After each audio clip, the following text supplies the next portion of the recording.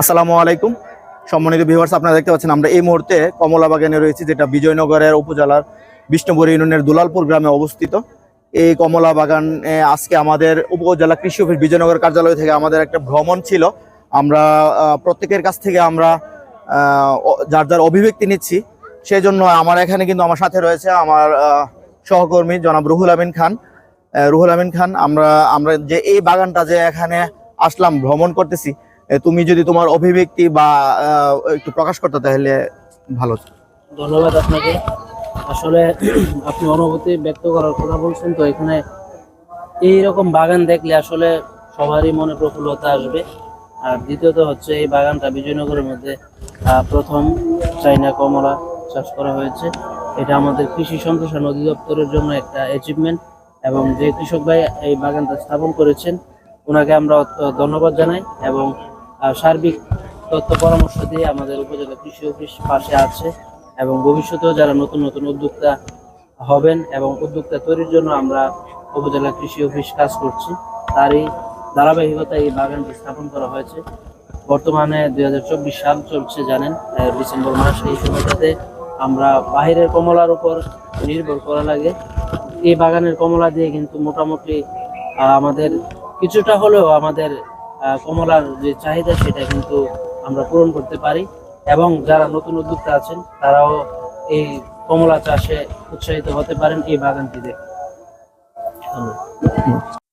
এই যে আলাউদ্দিন ভাই, আমরা যে এই কমলা বাগানে আসলাম, এখানে কমলা বাগানে এসে আপনার অনুভূতিটা যদি একটু প্রকাশ করতেন। আসলে আমরা তো জানি যে অরেঞ্জ মানে আমরা মনে করি এটা একটা বিদেশি ফল হিসেবে আমরা জাতিগতভাবে আমরা সবাই জানতাম, কিন্তু আজকে বিজয়নগরের কৃষি অফিস এবং আমাদের কৃষক আলমগীর প্রমাণ করলো যে আসলে এই ফলটা বিদেশি ফল না, এটা আমাদের এখন দেশীয় ফলে আমরা রূপান্তরিত করতে পেরেছি। আপনি দেখেন, ফল আমরা কিন্তু বাজার থেকে কিনতাম, কিন্তু এইভাবে ফল নিজে হাতে পেড়ে নিজে হাতে ধরে যে এটা অনুভূতিতে আসলে অন্যরকম একটা ফিলিংস। আমার কাছে মনে হচ্ছে যেন আমি স্বপ্নে বিভোর একটা জায়গার মধ্যে আসছি। আসলে এটা স্বপ্ন না, এটাই বাস্তবতা। আজিজ ভাই, এই কমলা বাগানে যে ভ্রমণ করতে আসলেন এবং দেখতেছেন অসংখ্য কমলার সমারোহ, কেমন লাগতেছে? আপনার অনুভূতিটা যদি একটু বলতেন। ধন্যবাদ শফিউল ভাই। আসলে এই যে কমলা বাগানটা এত চমৎকার যে আল্লাহ তাআলার সৃষ্টি রহস্য জানার জন্য আমাদের ভ্রমণ করা উচিত এবং নতুন নতুন জিনিসকে জানা উচিত। এর ভিতর এই যে কমলাটা অত্যন্ত সুস্বাদু একটা ফসল, এবং বিজয়নগরের মাটিতে কমলার স্বাদ অনেক ভালো হয়। এই কমলার সুনাম সারা দেশব্যাপী আছে। আসসালামু আলাইকুম, আমি মোহাম্মদ রবিউল আলম। আমি এই প্রথম কমলা বাগানে আসছি। এই কমলা বাগান দেখে আমি খুব অভিভূত। এরকম কমলা বাগান আজকে আমি প্রথম দেখলাম। এরকম কমলা বাগান বিজয়নগর অন্যান্য জায়গায় সম্প্রসারণ হবে আশাবাদী। এই বলে আমি আমার বক্তব্য শেষ করলাম।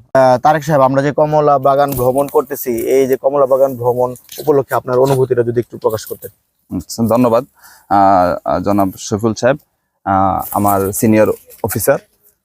আমরা বিজয়নগর উপজেলা কৃষি অফিসের পক্ষ থেকে আমরা আমাদের টিম ওয়ারি সবাই আসছি এই জায়গায় কমলা বাগান ভ্রমণ করতে।